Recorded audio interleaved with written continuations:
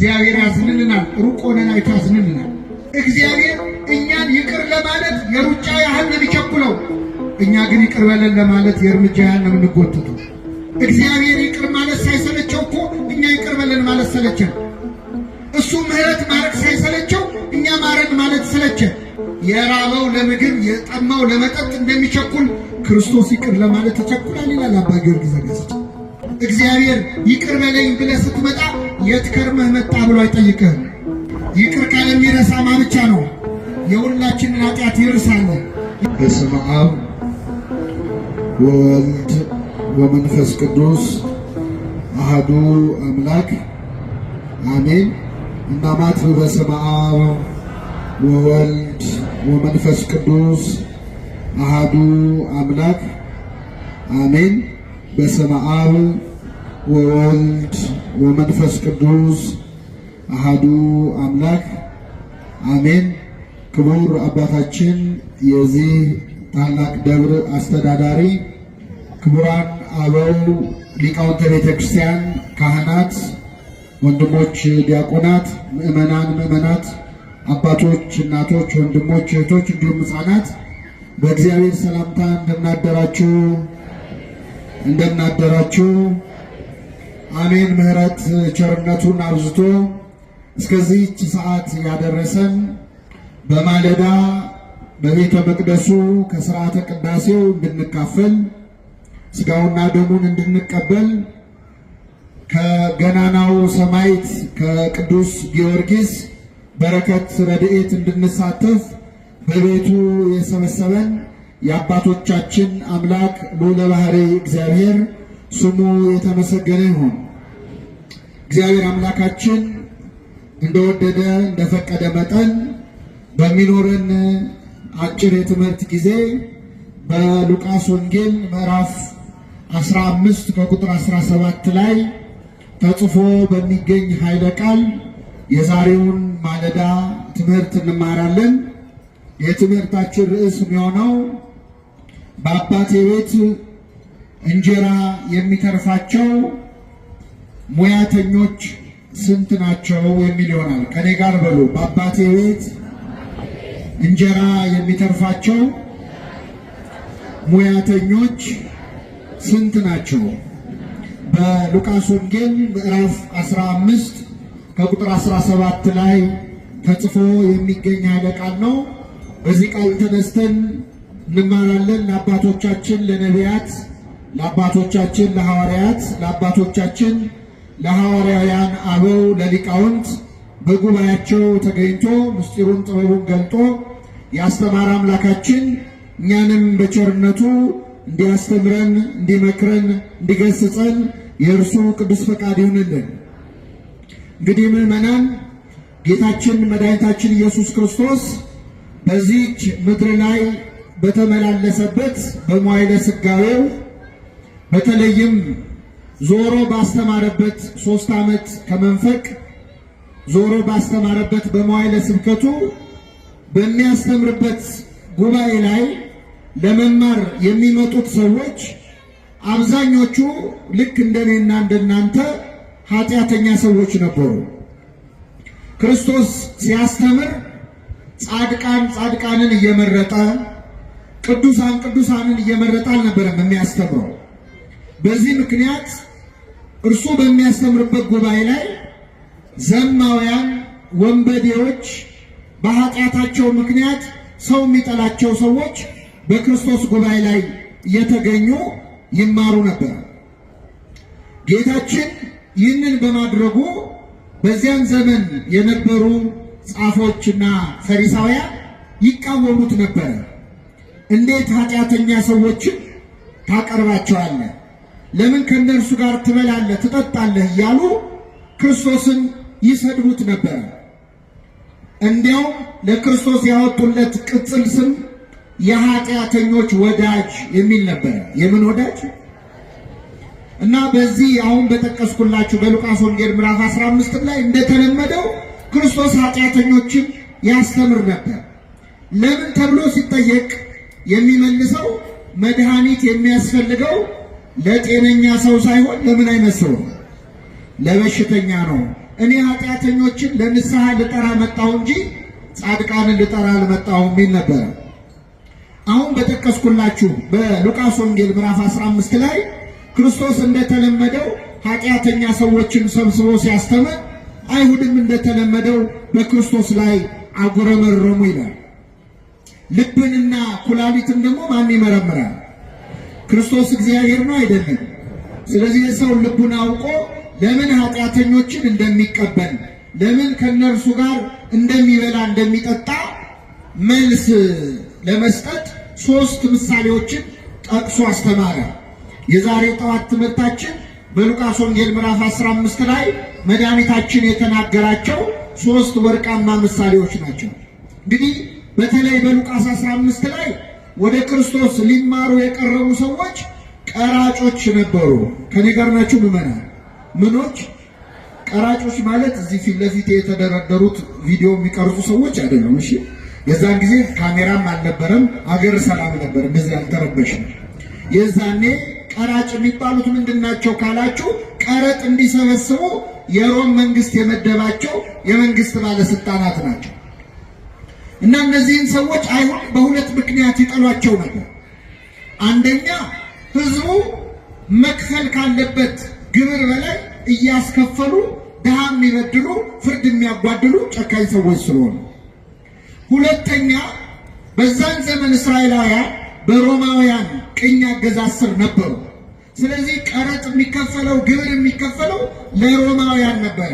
ይህንን ለጠላት የሚከፈል ቀረጥ ደግሞ የሚሰበስቡት እነዚህ ቀራጮች ነበሩ። ስለዚህ እንደ ባንዳ ሰው ወይም ሀገሩን እንደ ካደ ሰው በጣም በአይሁድ ዘንድ የተጠሉ ነበሩ። መድኃኒታችን ኢየሱስ ክርስቶስ ደግሞ ይግረማችሁ ብሎ ከ12ቱ ሐዋርያት አንዱን ማቴዎስ ራሱ ቀራጭ ነበረ፣ ሐዋርያ አድርጎታል ማለት። ስለዚህ በጣም ሲበሳጩበት ክርስቶስ ኃጢአተኞችን እንደሚቀበል ለመናገር 3 ምሳሌዎችን አስተማረ። የመጀመሪያው ምሳሌ እንደዚህ ይላል።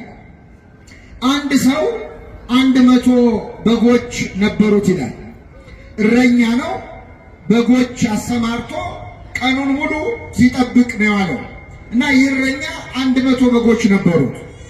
ቀኑን ሙሉ ፀሐይ ሲመታው በግ ሲጠብቅ ከዋለ በኋላ ማታ ወደ ቤት ገብቼ እስቲ አረፍ ልበል ብሎ እነዚያን 100 በጎች እየነዳ ወደ ቤቱ ሲመለስ ከ100 በጎቹ መካከል አንድ በግ እንደጎደለ አስተዋለ ይላል።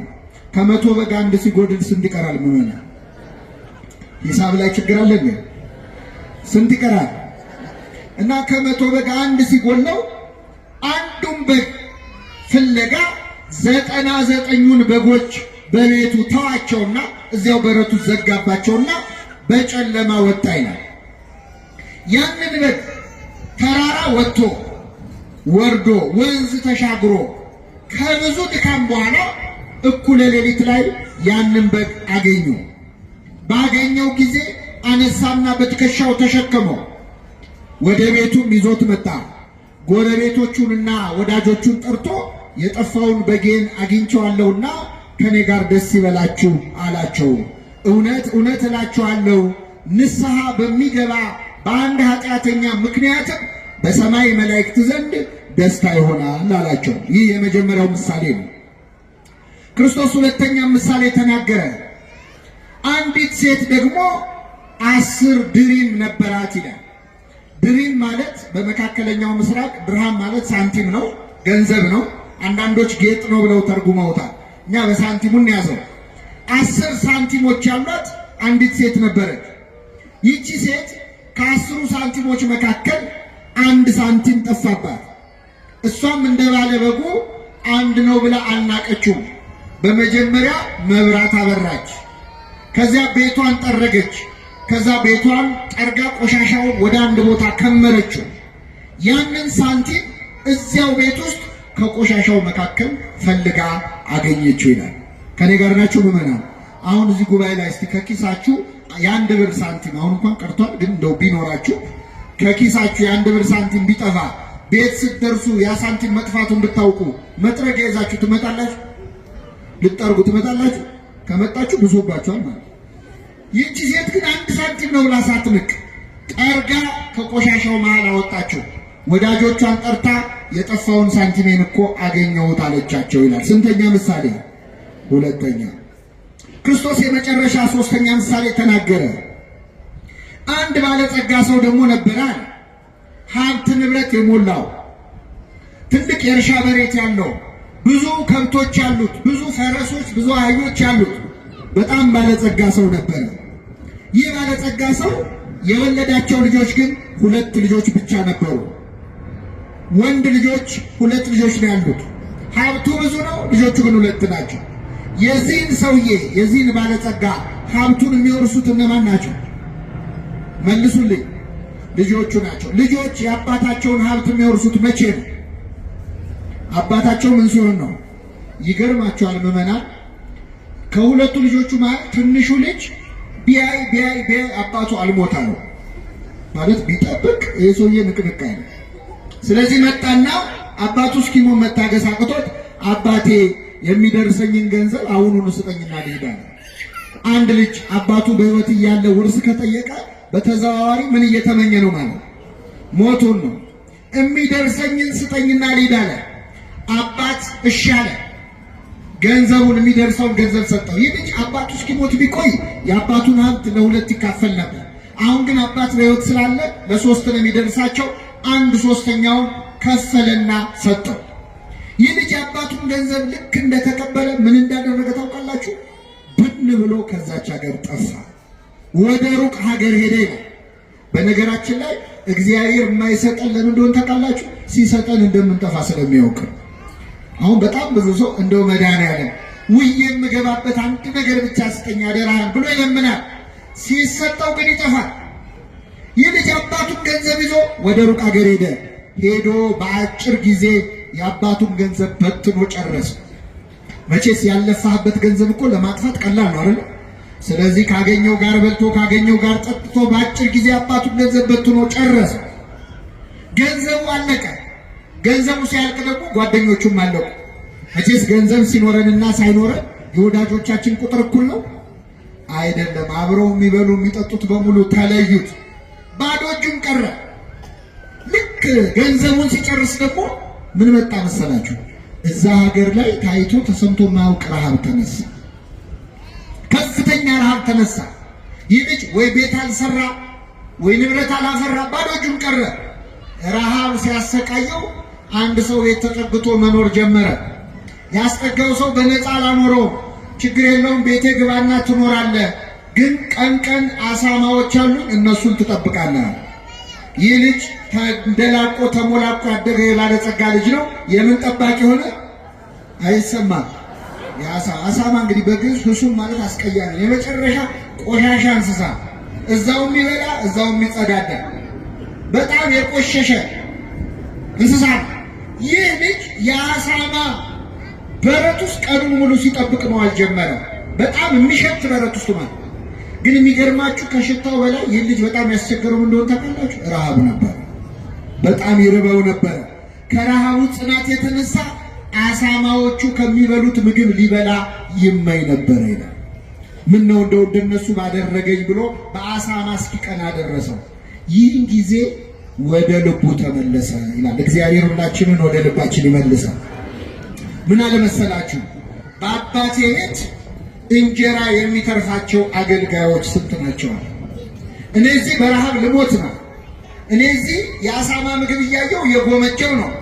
በዚህ ሰዓት በልተው ጠጥተው ጠግበው ለውሻ የሚሰጡ በልተው ጠግበው ምግብ የሚደፉ የአባቴ ቤት ሙያተኞች ስንት ናቸው? ስለዚህ አሁኑኑ ተነስቼ ወደ አባቴ እሄዳለሁ፣ እንዲህ እለዋለሁ፣ አባቴ ሆይ በሰማይና በፊት በደልኩ። በሰማይ እናት አባትን አክብር ባለ በእግዚአብሔር ፊት በአንተም ፊት በደልኩ። ከእንግዲህ ወዲህ ልጅህ ተብዬ ልጠራ አይገባኝም። ቤቱ ውስጥ ካሉት አገልጋዮች እንደ አንዱ አድርገኝ እለዋለሁ አለ። ተነስቶ ወደ አባቱ መጣ ይላል። ከኔ ጋር ናችሁ ምዕመናን? እግዚአብሔር ከሁላችን ጋር ይሁን። አባቱን ገና ከሩቅ ሳለ አየውና አዘነለት። ገና ብቅ ሲል ሲያው አዘነለት። ወደ እርሱ ሮጠና አቀፈና ሳመው። ልጁም አባቴ ሆይ ልጅ ልባል አይገባኝም አለ። አባት ግን ገና ከአፉ ተቀብሎ ከሁሉ የተሻለ ልብስ አምጡና አልብሱት፣ ለጣቱ ቀለበት ለእግሩ ጫማ ስጡት፣ የሰባውን ፍሪዳ አምጡና ረዱለት፣ እንብላ ደስ ይበለን፣ ይህ ልጄ ሞቶ ነበር ሕያው ሆኗል፣ ጠፍቶ ነበር ተገኝቷል አለ። ደስ የሚላቸው ጀመር ይላል። ይህ ሁሉ ሲሆን ምዕመናን፣ ይህ ባለጸጋ ስንት ልጆች አሉት ብያቸዋል። ታላቅ ወንድሙ እርሻ ሲያርስ ውሎ ማታ ላይ ወደ ቤት ተመለሰ። ወደ ቤት ሲመጣ ቤቱ እልልታ በእልልታ ሆኗል። ድግስ ላይ ነው። ከበሮ ይመታል፣ እልል ይባላል። አንዱን ሕፃን ጠራና ምንድን ነው የምሰማው ብሎ ጠየቀው። አይ ወንድም መጥቶ አባት የሰባውን ፍሪዳ አርዶለት ነው አለ። ተቆጣ፣ ሊገባም አልፈለገም ይላል። አባቱም ወጥቶ ለመነው ይላል። መከረኛ አባት። የጠፋው ልጅ ሲመጣ ቤት ውስጥ ያለው ደግሞ አልገባም አለ። ኧረ እባክህ ግባ አለው። አልገባም፣ እኔ እስከ ዛሬ እንደ ባሪያ ተገዝቼልሃለሁ። እንደምን ተገዝቼልሃል? ካዘዝከኝ ያልፈጸምኩት አንድም ነገር የለም። ነገር ግን ለእኔና ለጓደኞቼ በግ እንኳን አርደ ብሉ ብለህን ታውቃለህ? ፍየል እንኳን አርዳ ብልተህን ታውቃለህ? ዛሬ ግን ገንዘብህን ከጋለሞቶች ጋር በልቶ ይሄ ልጅህ ሲመጣ አለ። ይሄ ምንን ሲመጣ አይሰማም? ምኑ ነው ለሱ? ይህ ወንድሜ አይደለም ያለ። ይሄ ልጅ ሲመጣ ፍሪዳ አረድክለት፣ ስለዚህ አልገባም። አባት ግን ምን አለው? ልጄ ሆይ አንተ እስከ ዛሬ ከኔ ጋር ነበርክ። የእኔ የሆነ ሁሉ የማን ነው? ያንተ ነው። ነገር ግን ይህ ወንድምህ ሞቶ ነበር ሕያው ስለሆነ፣ ጠፍቶ ነበር ስለተገኘ ደስ ሊለን ሐሴቱን ልናደርግ ይገባናል አለው ይላል። ስለ ቃሉ አምላካችን ስም የተመሰገነ ይሁን። ስንት ምሳሌዎች ነገርኳቸው ምዕመናን። መጀመሪያ የጠፋው ምንድን ነው? ጅብ ነው። ሁለተኛው ሳንቲሙ ላይ ነቃላችሁ ምንድን ነው? ሁለተኛው ምንድን ነው? ሶስተኛው ሰው ነው። የሚገርማችሁ የሉቃስ ወንጌል ምዕራፍ 15 አሁን ያነበብነው መድኃኒታችን ኢየሱስ ክርስቶስ ከተናገራቸው ምሳሌዎች ሁሉ እጅግ ወርቃማው ምሳሌ ነው። የሌሎች ምሳሌዎች አክሊል ነው፣ ዘውድ ነው። እንደውም አንዱ ሊቅ ምን አለ? መጽሐፍ ቅዱስ ቢጠፋ ራሱ ይህንን ምዕራፍ ወስዶ መጽሐፍ ቅዱስን ድጋሚ መጻፍ ይቻላል። እዚህ ውስጥ በጣም ብዙ ትምህርት አለ። ምስጢረ ሥላሴ አለ፣ ምስጢረ ሥጋዌ አለ፣ ምስጢረ ቁርባን አለ፣ ምስጢረ ትንሣኤ አለ፣ ነገረ መላእክት አለ፣ ብዙ ነገረ ድህነት አለ። ሁሉን ለመማር ጊዜያችንም እውቀታችንም አይፈቅድልንም። እኔ እንደው አንድ ክርስቲያን ከአምላኩ ከእግዚአብሔር ተለይቶ እንዴት ይጠፋል የሚለውን ብቻ ልንገራችሁ። የመጀመሪያ ላይ የጠፋው በግ ነው፣ እንስሳ ነው። ሁለተኛ የጠፋው ዕቃ ነው። ሶስተኛ የጠፋው ምንድን ነው? ሰው ነው። ሰው ሆነን ከአምላካችን ተለይተን ልንጠፋ እንችላለን? አንችልም? እንችላለን በኃጢአት። አንዳንዴ ደግሞ ኃጢአታችን ሲበዛ ከሰውነት ክብር ወርደን እንደ እንስሳ የምንሆንበት ጊዜ አለ አይደል? ሰው ክቡር ሆኖ ሳለ አያውቅም እንደሚጠፉ እንስሳት መሰለ እንደሚል ማለት። አንዳንዴ ደግሞ ሰው ከእንስሳም ያንሳል። በእውነት ባለንበት ዘመን እኮ ሰው ከእንስሳ ያነሰበት ዘመን አይደል? እንስሳት የማያደርጉትን ነገር ሰዎች እያደረጉት ነው። ጆሮ የሚከብድ ዜና እንሰማለን በየቀኑ። ለጆሮ ጭው የሚያደርግ እንስሳ እንስሳን አይበላም፣ ሰው ግን ሰውን እየበላ ነው። ስለዚህ ከሰውነት ክብር ወርደን እንደ ዕቃ ልንሆን እንችላለን። እግዚአብሔር ምን አደረገ? ይህ ሰውዬ ይህ ባለ ታሪክ የጠፋበትን በግም ፈለገው፣ ሰውንም ፈለገው፣ ዕቃውንም ፈለገው። እንደ ሰው ብትጠፉ እፈልጋችኋለሁ፣ እንደ እንስሳ ብትሆኑ እፈልጋችኋለሁ፣ እንደ ዕቃ የማትጠቅሙ ብትሆኑ ምን እላችኋል? ይፈልገናል። እግዚአብሔር ሁላችንን ይፈልገን። ፈላጊውን ስታዩት መጀመሪያ ላይ እረኛ ነው። ሁለተኛው ላይ ሴት ነው፣ እናት ነው። ሶስተኛው ላይ አባት ነው። የሁላችን አባት ማን ነው? ምዕመናን አይሰማም? አባታችን እሱ ነው። ኢትዮጵያዊ ሊቅ ቅዱስ ያሬድ ደግሞ ኧረ አባት ብቻ አይደለም ይላል። አንተ አቡነ አንተ እምነ፣ አንተ አባታችን ነህ፣ አንተም እናታችን ነህ። እግዚአብሔር እናትም ነው አባትም ነው።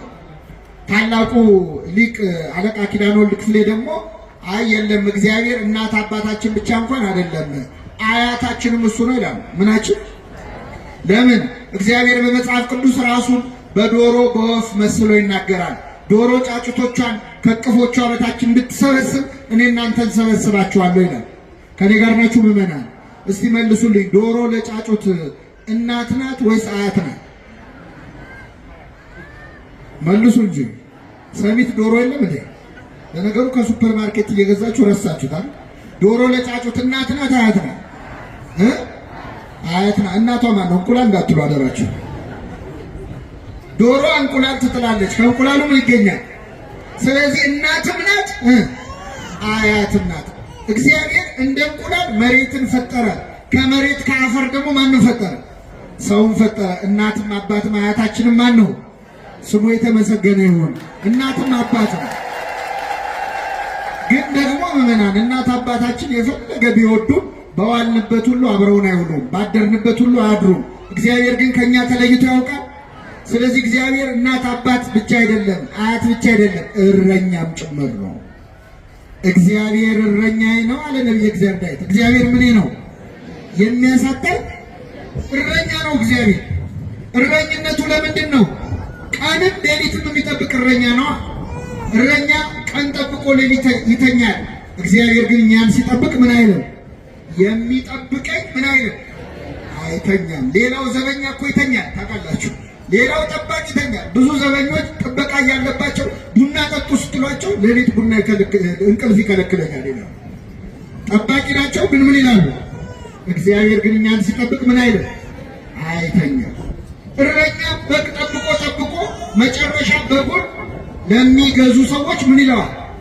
ይሸጠዋል ወይ ራሱ አርዶ ይበላዋል? እግዚአብሔር እረኛችን ነው። ይሸጠናል? መልሱልኝ። ባይሆን እረኛው መድኃኒዓለም ክርስቶስ ስለኛ በ30 ብር ተሸጧል። እረኛ በጎቹን አርዶ ስጋቸውን ይበላል። የኛ እረኛ ክርስቶስ ግን እኛ በጎቹ ተሰልፈን የእረኛውን ስጋና ደም እንበላለን።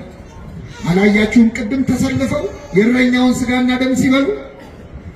እኛ እኮ በግ የፈለገ ብንወደው ወይ እናርደዋለን ወይ እናሳርደዋለን። አሁን ለዓመት በዓል እስኪ መልሱልኝ። ዓመት በዓል ሲደርስ ለገና ለፋሲካ በግ የምንገዛው ከሳምንት በፊት ነው። ብዙ ጊዜ አይደለ? ከኔ ጋር ናችሁ? ከሳምንት በፊት እንገዛለን፣ በግ እናስራለን ቤታችን። ያንን በግ አንድ ሳምንት እኛ ጋር ሲቆይ አንንከባከበው? በአፉ ሳር ይሰጠዋል፣ ውሃ ይሰጠዋል። ለምንድን ነው የምንንከባከበው? እስቲ መልሱልኝ። ምናልባት ያ በግ ያን ሰሞን የሚያየውን ፍቅር አይቶ እንደው እንዴት የተባረኩ ሰዎች ናቸው፣ እንደው በልቼ የምጠግብ አይመስላቸው፣ እንደው እዚሁ ባሳድገው እንደው አዶብት አድርገው ልጃቸው ባረጉኝ ነው። እንንከባከበዋለን፣ ግን ለማረድ ነው። የእረኛ ፍቅር እስከ ማረድ ነው። የክርስቶስ ፍቅር ግን ለበጎቹ ነፍሱን እስከ ማሳለፍ ድረስ። ይህ እረኛ 100 በጎች ነበሩት ይላል። የጠፋበት በግ ስንት ነው? አቤት! አንዱን በግ ፍለጋ በጨለማ ወጣ፣ እስኪያገኘው ድረስ ፈለገው፣ ባገኘው ጊዜ በትከሻው ተሸከመው ይላል። ይህ እረኛ መድኃኒታችን ኢየሱስ ክርስቶስ ነው። 100 በግ የተባሉት ሰውና መላእክት ናቸው። አንድ በግ ጠፋ የተባለው ደቂቀ አዳም ነው፣ እኛ ነን፣ የሰው ልጆች ነው። እስኪያገኘን ድረስ ፈለገን የተባለው ከሰማየ ሰማያት ወርዶ እኛን ፍለጋ ተወልዶ ሰው መሆኑ ነው። እስኪያገኘው ድረስ ፈለገው፣ ባገኘው ጊዜ በትከሻው ምን አለው? ተሸከመው። ነስአ ደዌነ ወጾረ ሕማመነ፣ ኃጢአታችንን በደላችንን ክርስቶስ በትከሻው ላይ ምን ብሏል? ተሸክሟል። የጠፋ በግ አዳምን የፈለገው ባገኘው ጊዜ የተሸከመውን ቸሩን እረኛ ክርስቶስን የወለድሽልን ሆይ ምን ይበልሽ? ቅዱስ ዮሐንስ አፈወርቅ ተረጎመው። የጠፋው በግ አዳም ነው። ባገኘው ጊዜ የተሸከመው ክርስቶስ ነው። የተሸከመው የሁላችንን ኃጢአት። ስለዚህ እየተናገረ ያለው ስለ ማዳን ስራው። ወደኛ ዘመን ግን ልመልሳችሁ ምዕመናን፣ ወደኛ ዘመን ልመልሳችሁ። አንድ ክርስቲያን ከቤተ ክርስቲያን ተለይቶ እንዴት ይጠፋል ካላችሁ፣ የመጀመሪያ የሚጠፋው እንደ በግ ነው። የመጀመሪያው የሚጠፋው እንደ ምንድን ነው? እንደ በግ ነው። በግ እንዴት ነው የሚጠፋው? እስቲ ንገሩኝ ምዕመናን። በግ የሚጠፋው አውቆ ነው ወይስ አውቆ ነው? መልሱልኝ። ምን እያደረገ ነው በግ የሚጠፋው? እስቲ ንገሩ። እዚህ ጋር ሳር እየበላ እዚህ ጋር የሚበላው ሳር ትንሽ ሲደርቅበት ወደዛ ሲሄድ አይደል? ውሃ ሲጠጣ እዚህ ጋር ደፍረስ ሲልበት ወደዛ ሲሄድ። በግ አስቦ ይጠፋል? አይጠፋም። በግ ሲጠፋ ቢመሽብኝስ ብሎ ያስባል? ተኩላ ቢበላኝስ ይላል? አይደለም። የመጀመሪያው እኛ ክርስቲያኖች ከቅድስት ቤተክርስቲያን የምንጠፋው ልክ እንደ በግ ሳናውቅ ነው። ይሄ በግ እየበላ እየጠጣ እንደጠፋ ብዙ ሰዎች በእንጀራ ጉዳይ ከቤተ ክርስቲያን ይጠፋሉ። አይተው ይጠፋሉ። አንድ ሳር ሲበላ ሌላ ሳር፣ አንድ ውሃ ሲጠጣ ሌላ ውሃ እያለ እንደጠፋ፣ አንድ ስራ ስንነግድ ሌላ ስራ፣ አንድ ሱቅ ስከፍት ሌላ ሱቅ፣ አንድ ትምህርት ስትማር ሌላ ትምህርት እያልን እኮ ሳናውቀው ከእግዚአብሔር ቤት ጠፍተን የቀረን ሰዎች አሉ። እግዚአብሔር በቸርነቱ ይመልሰን። አንዳንዱ ሰው አሁን በስራ ቢዚ ይሆንና ውጥር ይልና ምነው አትመጣም ቤተ ክርስቲያን ሲባል ወይ እኔ እኮ በጣም ቢዚ ነኝ ይላል። ይሄ በጋው ቢዚ ነበር አልነበረም? ነበር። ይህን ሳር እያገላበጠ ማለት ነው። እግዚአብሔር አትስሩ፣ አትነግዱ፣ አትማሩ አይልም። ከቤተ ክርስቲያን ግን እንድንርቅ አይፈልግም። ከቤቱ ከመራቅ እግዚአብሔር ይሰውረን። አዎ በግ ሲጠፋ ተኩላ ቢበላኝ አይልም፣ ገደል ብገባ አይልም። ሰዎች ከእግዚአብሔር ቤት ሲርቁ ተኩላ የተባሉ መናፍቃን ቢነጥቁኝስ፣ የበግ ለምድ ለብሰው የሚመጡ በውስጣቸው እንደ ተኩላ ነጣቂዎች የሆኑ መምህራን ቢወስዱኝስ ብሎ አያስብም። ሰው ገደል ብገባ አይልም። ብሞትስ ሳንል ነው ከእግዚአብሔር ቤት እኮ የምንርቀው ብዙዎቻችን። እኔ ያሳዝነኛል። በተለይ ኢትዮጵያውያን እድሜ ልካችንን እኮ ለመኖር ስንዘጋጅ እኮ ነው የምንሞተው። ታውቃላችሁ? ለመኖር ስንዘጋጅ ቤት ለመስራት መኪና ለመግዛት እንደው የሆነ ህይወት ለመጀመር ስንዘጋጅ እንሞታል። የነፍሳችንን ነገር ትተን ስጋችን ላይ ብቻ ስንሮጥ ማለት እና እንዴ የጠፋነውን እግዚአብሔር በቸርነቱ ይመልሰን። ምን አደረገ?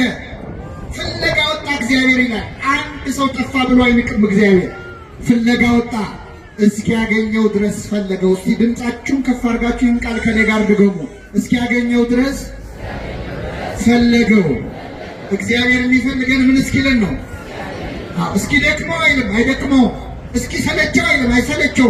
ምን እስኪለን ነው የሚፈልገው? እስኪያገኝ። ባገኘው ጊዜ አነሳና በትከሻው ምን አለው?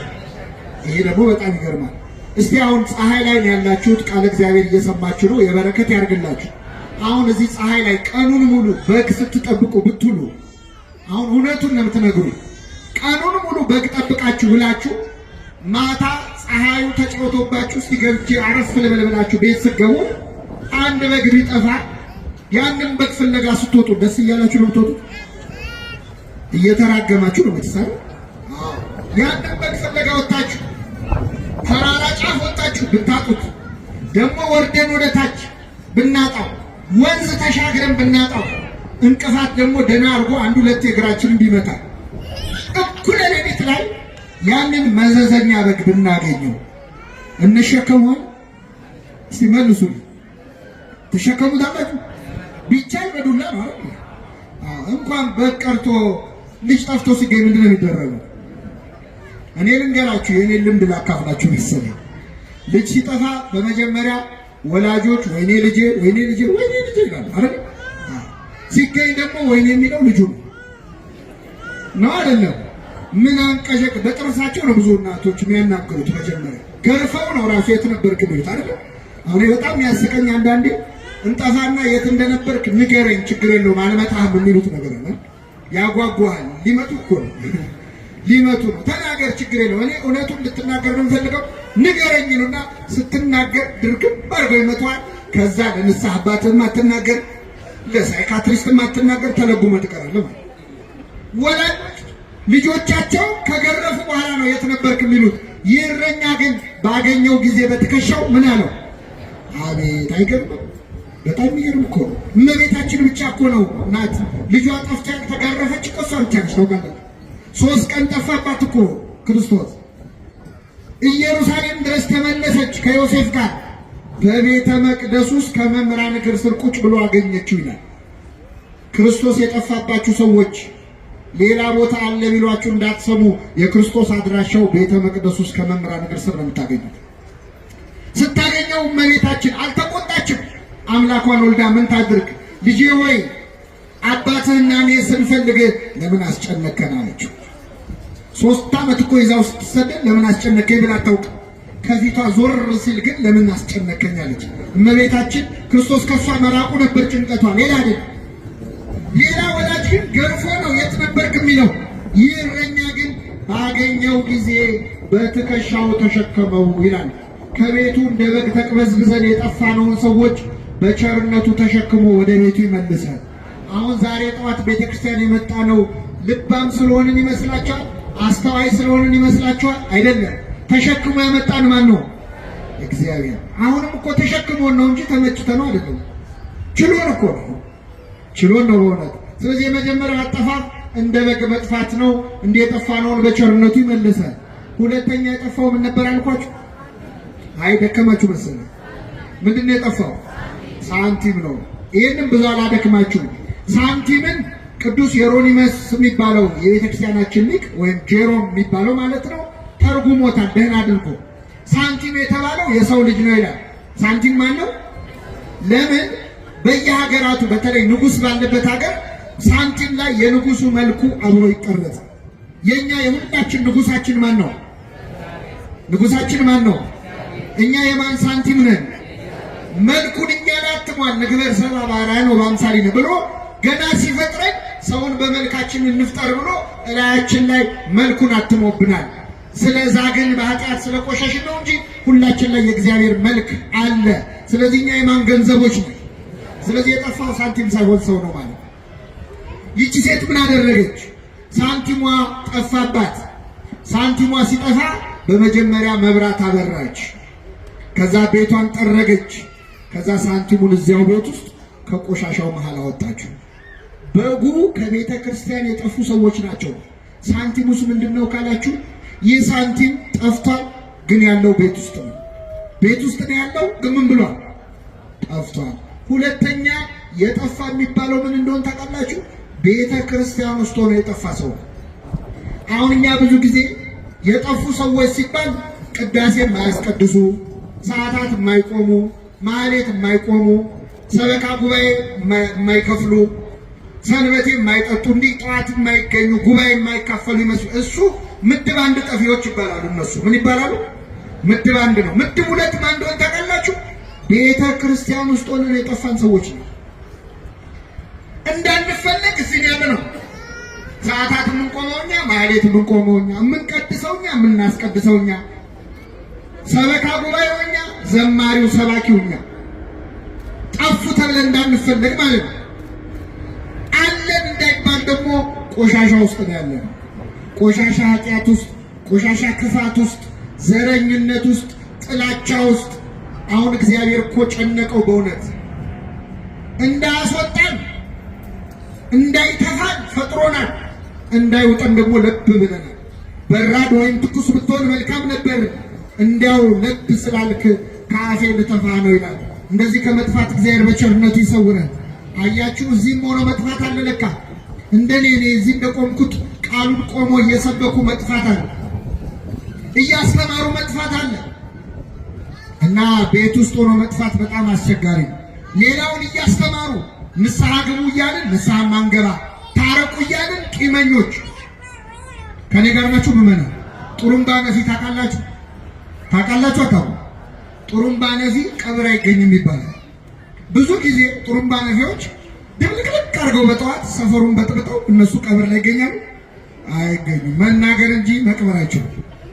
የጥሩምባ ነፊ ሕይወት ያለን ሰዎች አሉ። ሌላውን ንስሐ ግባ ምን፣ እኛ ግን ማንገባ።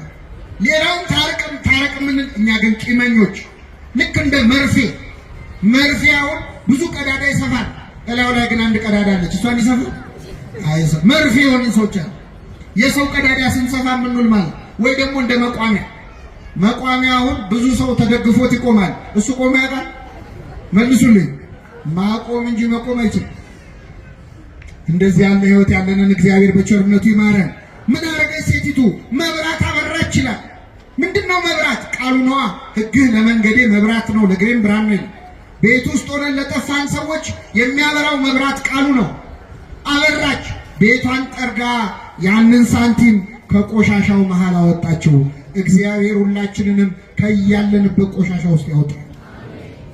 አሁን አንዳንድ ሰው እኔ ለማልለወጠው ነገር ቤተክርስቲያኑ ቢቀርብኝ ይሻላል ይላል። እኔ ሄጄ ኃጢአቴን ነው የምጨምረው ባልሰማ ይሻላል ይላል። እንደዚህ አትበሉ ምዕመናን። የፈለገ ብንበድል የፈለገ ብንቆሽሽ ከቤተ ክርስቲያን መራቅ የለብንም። ምክንያቱም እግዚአብሔር አንድ ቀን ከቆሻሻው መሃል ፈልጎ ያወጣል፣ ሁላችንን ያወጣል። አወጣችሁ ይላል። እዚህ ላይ እኔ አንድ ነገር ልጨምርላችሁ። አንዳንዴ ቤተ ክርስቲያን ውስጥ ጥሩ ሰው አለ፣ ደግሞ መጥፎ ሰው አለ።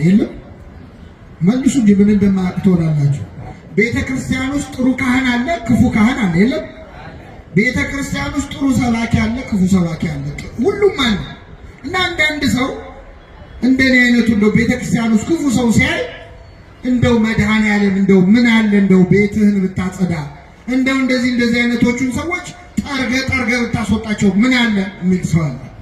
እየሰማችሁ ብላችሁ አታውቁም እንላለን። ምን ነው ቤትህን ብታጸዳና በመጀመሪያ እግዚአብሔር ቤቱን ካጸዳ እኛንስ ይለቀናል? መልሱልኝ። አዎ ጽዳት ከተጀመረ አንተንም የሚያስወጣ አይደል እንዴ? ወይስ ሐሳቡን ያቀረበው ሰውዬ ይቆይ ይባላል?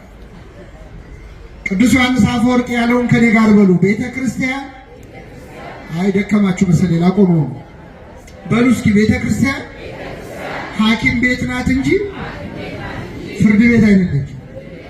ቤተ ክርስቲያን ምንድን ነች? ቤተ ክርስቲያን ሐኪም ቤት ከሆነች እኛ ምንድን ነው? ምን ታካሚ ትላላችሁ? በሽተኞች ነን። አታሳምሩት እንጂ እየቆረብን ከሆነ ታካሚዎች ነን።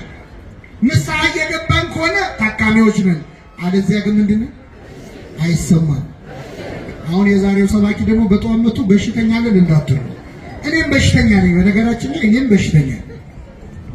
ታዲያ በሽተኛ ከሆንክ ለምን ቆመህ ትሰብካለህ ካላችሁ፣ በሽተኞችም እኮ ሆስፒታል ውስጥ ትንሽ ሲቆዩ እንደ ዶክተር ያደርጋቸዋል እኮ አይደል? ነው አይደለም? የእነሱን መርፌ ለሌላ ሰው ያዛሉ እኮ። እና አሁን እኛ ትንሽ ቀድመን የገባን በሽተኞች ነን። እግዚአብሔር ሁላችንንም ይማረን።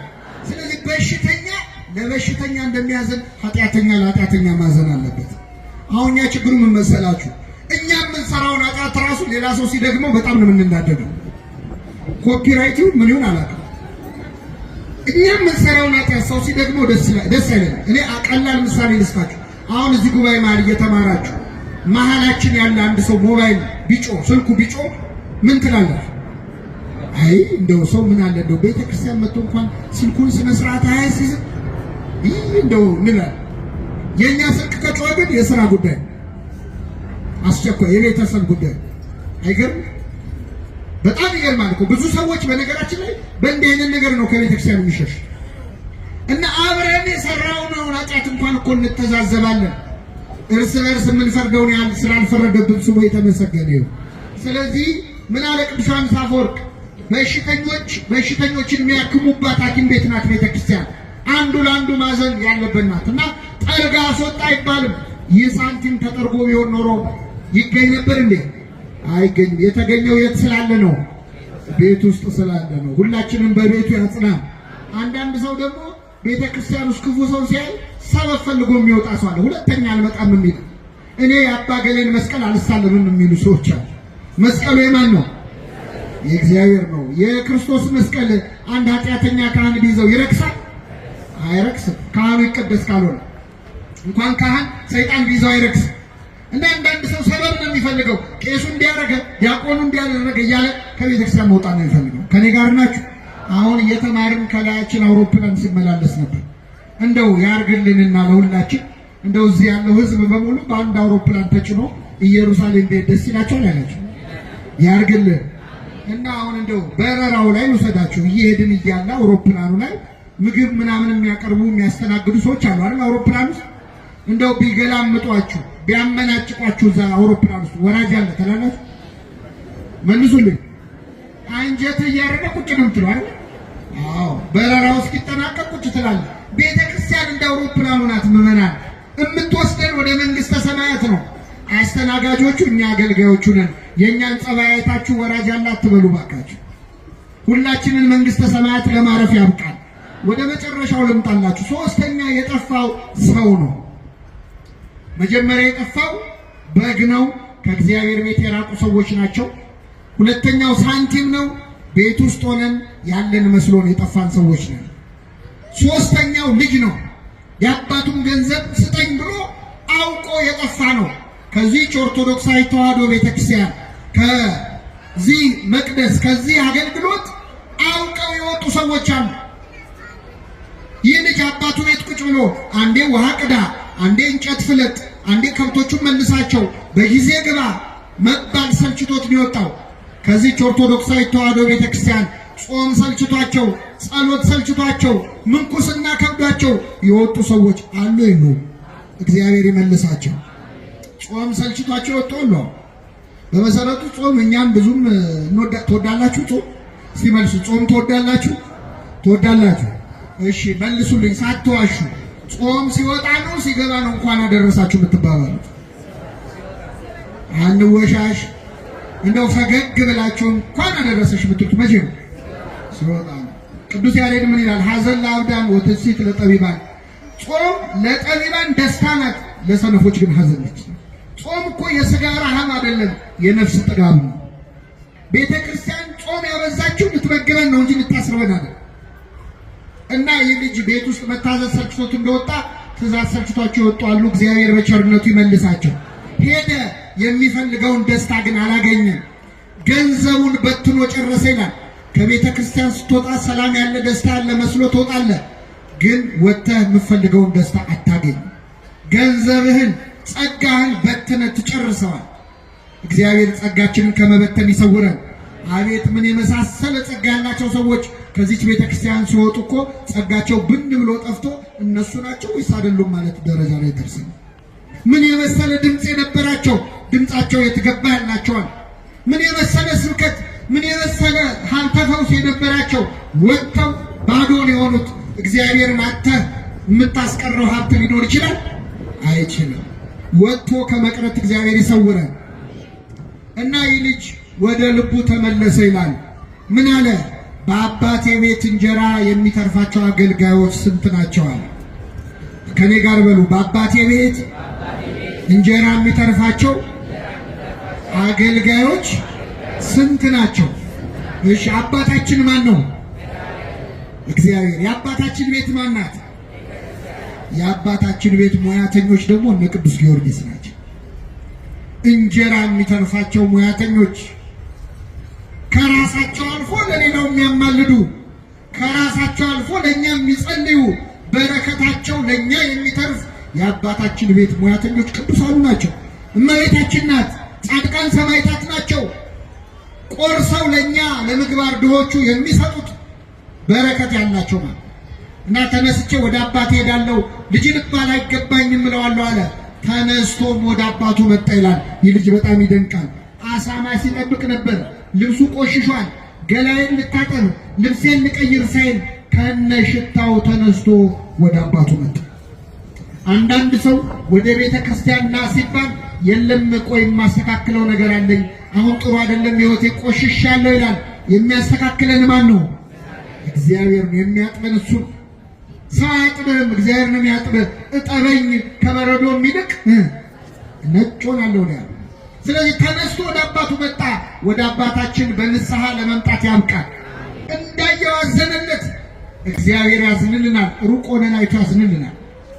ወደ እርሱ ሮጠና አቀፈና ሳመው። የሮጠው ልጅ አይደለም አባት ነው። መሮጥ የነበረበት ማን ነው? ልጅ በእርምጃ አባት በሩጫ። እግዚአብሔር እኛን ይቅር ለማለት የሩጫ ያህል ነው የሚቸኩለው። እኛ ግን ይቅር በለን ለማለት የእርምጃ ያህል ነው የምንጎተተው። እግዚአብሔር ይቅር ማለት ሳይሰለቸው እኮ እኛ ይቅር በለን ማለት ሰለቸን። እሱ ምሕረት ማድረግ ሳይሰለቸው እኛ ማድረግ ማለት ሰለቸን። ሮጠና አቀፈና ሳመው። የራበው ለምግብ የጠማው ለመጠጥ እንደሚቸኩል ክርስቶስ ይቅር ለማለት ይቸኩላል ይላል አባ ጊዮርጊስ ዘጋስጫ። አቀፈና ሳመው። ከሁሉ የተሻለ ልብስ አምጡና አልብሱት፣ ለጣቱ ቀለበት፣ ለእግሩ ጫማ ስጡት፣ የሰጠውን ፍሪዳ ረዱለታል። እግዚአብሔር ይቅር በለኝ ብለህ ስትመጣ የት ከርመህ መጣ ብሎ አይጠይቅህም። ገንዘቤን የት አደረከው አይልህም። ምን ስትሰራ ከረምክ አይልህም። ከሁሉ የተሻለ ልብስ አምጡና አልብሱት ብሎ የቀደመ ጸጋህን ይመልስልሃል። የሁላችንን ጸጋ ይመልስልን። አው ፍሪዳ ረዱለት አለ። ቀለበት አርጉለት። አሁን ቀለበት ምግብ አይደል መጠጥ አይደል፣ ምን ያደርግለታል? ማህተም ነው። ድጋሚ በንብረቴ ላይ ይዘዝበታል። ይቅር በለኝ ብለህ ከመጣ ድጋሚ የመንግስቱ ወራሽ ያደርጋል። የሰጠውን ፍሪዳ ረዱለት አለ። እግዚአብሔር ቤቱ ለሚመጡ ሰዎች ፍሪዳ ያርድላቸዋል። ምንድነው ፍሪዳ ካልከኝ ስጋውና ደሙ ነዋ። ሌላ ምን ፍሪዳ? የራሱን ስጋ የራሱን ደም ፍሪዳ አድርጎ ይሰጠናል። ይህን ልጅ የተቀበለ አምላክ ሁላችንን ይቀበላል። አሁን ስተርከው በጣም ቀላል ነው። እዚህ መሀል እስቲ ወላጆች አላችሁ። እኛ ብንሆን አሁን ስንት ዓመት ለፍተን ያፈራነውን ንብረት ልጃችን ገንዘባችንን ሄዶ አፈር ድሜ አብልቶ በአጭር ጊዜ በትኖ ሮጦ ነው ቤት ውስጥ ከስቶ ጠቁሮ ቆሽሾ ባዶ እጁን ቢመጣ ሮጠን አቅፈን እንስመዋለን? መልሱልኝ ወላጆች፣ ትስሙታላችሁ? እኔ ልንገራችሁ እንደምታረቁ የሀገራችን ባህል ደስ የሚለው መጀመሪያ አቅፈን እንስመዋለን፣ ችግር የለውም። እግዚአብሔር በኃጢአቴን ያመጣብኝ ናገባ፣ ችግር የለውም በልናገባ ብሎ እናስገባዋለን። መቼስ ጣት ቆሰለ ተብሎ ምን አይነት አንዴ ወልጄ ያለው ፈጣሪ በኃጢአቴን ያመጣብኝ በልናገባ ብለን እናስገባዋለን። አስገብተን ግን አንለቀውም። እንለቀዋለን። እንጀራ በበላ ቁጥር እኔ ከፈጣሪ ያገኘዋለሁ ብዬ ነው እንጂ እንዳንተማ ቢሆን ብለን እንደው ምነው ባልገባው እስኪን ድረስ በነገርም ተገትገዋል። ይቅር እንላለን ግን አንረሳው። የወጋ ቢረሳ ይኸው ታውቁታላችሁ። ክርስቶስ ብቻ ነው ተወግቶ የረሳው። እዚያው መስቀል ላይ ገና ሚስማሩ ከእጁ ሳይወጣ የሚያደርጉትን አያውቁምና ገና እኮ ሚስማሩ እጁ ውስጥ ነው ያለው። ገና እኮ ልቡ ድረስ እየሰማው ነው ሾው። እኛ ግን አንረሳም። የዛሬ 10 ዓመት የበደለንን ሰው ሲቆይ የረሳውልሽ መሰለሽ? ለምን ነው? ይቅር ካለ የሚረሳ ማን ብቻ ነው? የሁላችንን ኃጢአት ይርሳል። የመጨረሻው ነጥብ ታላቅ ወንድሙ እርሻ ሲያርስ ውሎ ማታ መጣ። ሲመጣ ቤቱ ልልታ በልልታ ነው። ምንድነው ብሎ ሲጠይቅ አንዱን ሕፃን ጠርቶ ጠየቀው። ሲጠይቅ ምን አለው? ወንድም መጥቶ አባቴ የሰባውን ፍሪዳ አረደለት አለው። ይገርማል። ነገረኛ ሕፃን ነው። እኔ ሊቃውንት እዚህ እንዳይታዘቡኝ እንጂ ሕፃኑ ራሱ ሳይሆን ነገረኛ ይመስለኛል። ለምን ወንድም መጥቶ አይበቃም? ይበቃል አይበቃም? ወንድም መጥቶ አባቴ ያን ትልቁን ፍሪዳ አረደለት ይላል። እንትን ሲል እኮ ነው ሲያጣላ ማለት። ተቆጣ፣ ሊገባ አልፈለገም ይላል። አባቱም ወጥቶ ለመነው ይላል። እባክህ ግባ አለው። አልገባም፣ እኔ እስከ ዛሬ እንደ ባሪያ ተገዝቼልህ ምን አደረክ? ምን አረክልኝ? አንድ ነገር አረክልኝ? ዛሬ ግን ገንዘብን ከጋለሞቶች ጋር በልቶ ለመጣ ልጅ ይህን ፍሪዳ አረድክለት። አልገባም ማለት በጣም ይገርማል። እንደዚህ አይነት ሰዎች አለን ቤተክርስቲያን ውስጥ ሆነ ምን ያገኘው? ምን ይሄንን ህንጻ እኛን ያሰራነው፣ ይሄንን አጥር እኛን ያስገነባነው፣ ይሄን ቤተ መቅደስ እኛን እንዲያደርግ ነው። ምን አገኘን የሚሉ ሰዎች አሉ። እግዚአብሔርን አገልግሎ የሚወድቅ ሰው አለ? ቤተክርስቲያንን በማለታችሁ የምትከስሩ እንዳይመስላችሁ። የኔ የሆነ ሁሉ የማን ነው አለ? ያንተ ነው።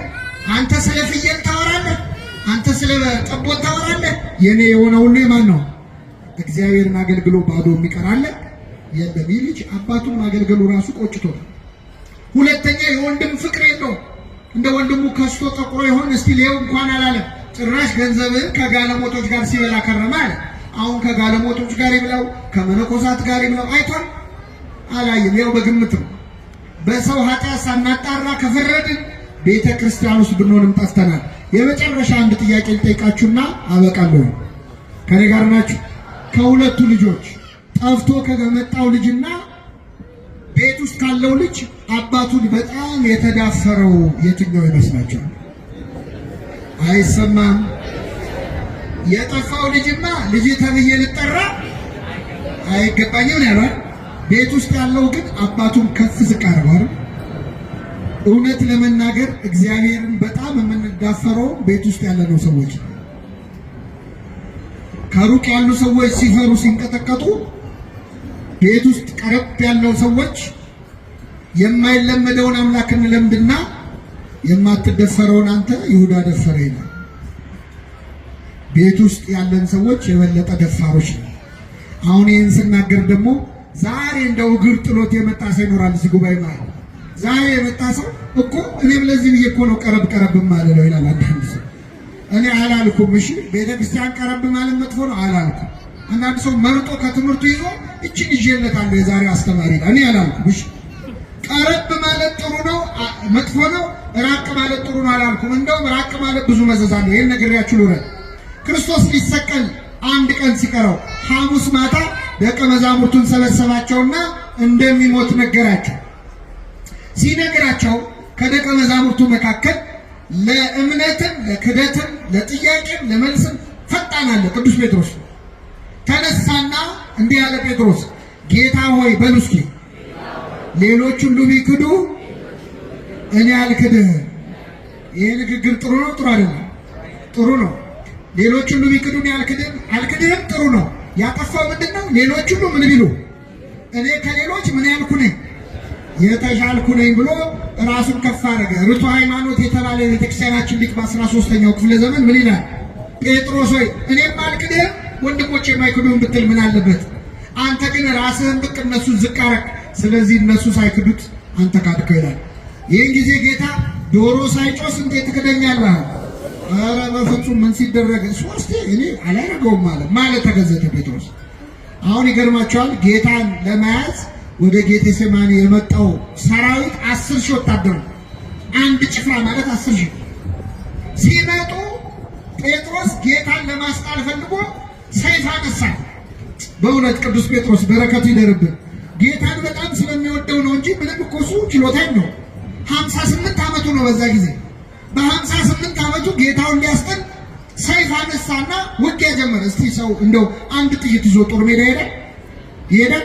ጴጥሮስ ግን ፍቅሩ እኮ ነው። አንድ ሰይፍ ይዞ ውጊያ ጀመረና የሊቀ ካህናቱን ባሪያ የማርቆስን ጆሮውን ቆረጡ። ሊቃውንት እንደሚነግሩን ጴጥሮስ የሰደደው ለአንገቱ ነበረ፣ ግን የሥራ ልምድ ስለሌለው ምንም ቆረጠ? ጆሮውን ቆረጠ። ይህን ጊዜ ጌታ ደግሞ በዚህ ጆሮ ጦስ ጴጥሮስ ችግር ውስጥ እንዳይገባ ብሎ የዚህን ሰውዬ ጆሮ ፈወሰለት ይላል። የሁላችንን ጆሮ ይፈውስልን ክርስቶስ።